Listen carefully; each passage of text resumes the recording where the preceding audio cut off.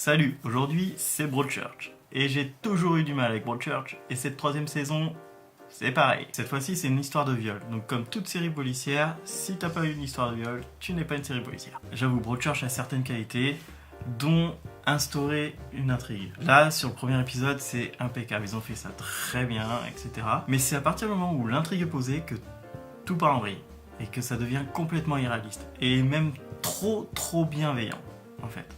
C'est ça mon gros problème que j'ai avec Broadchurch. Par exemple, il y a une policière de leur équipe qui va mettre en doute ce que dit la victime. Et on peut la comprendre parce qu'il y a beaucoup d'incohérences et on sait tous qu'il y a un truc chelou. Et bah, elle se fait défoncer. Parce qu'elle a un point de vue complètement différent. Qui essaye de voir les choses autrement. Et ça me rend un peu fou quand même. Et ils font ça plusieurs fois dans les premiers épisodes.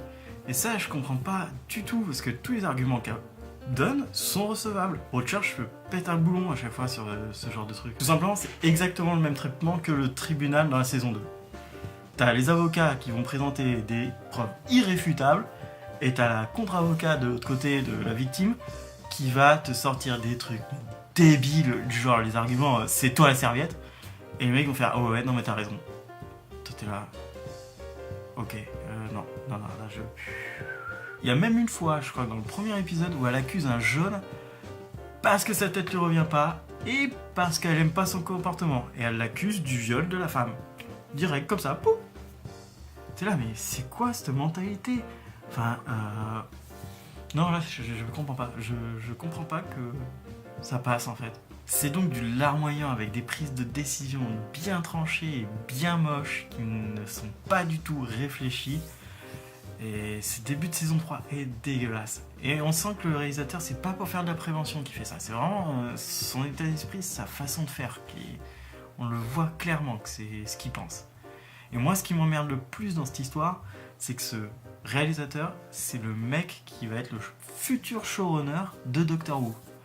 Et s'il pense comme ça dans Doctor Who, je cherche même pas à savoir, je dégage la série. Déjà que je suis à ça de la dégager en ce moment, mais là, ça va être la folie. Pour l'instant, c'est mieux que la saison 2 parce qu'il n'y a pas toute l'intrigue du tribunal qui te faisait péter un plomb. Mais l'intrigue principale est vue et revue, ça passe. Et le problème, en fait, je pense que c'est qu'il manque de bons acteurs comme dans la saison 2, dans l'intrigue de la saison 2, en fait, avec Jarvis. Après, cette saison, elle souffre énormément du problème Broadchurch, c'est-à-dire que tout le monde il a un secret. Broadchurch, c'est l'endroit où il faut pas aller.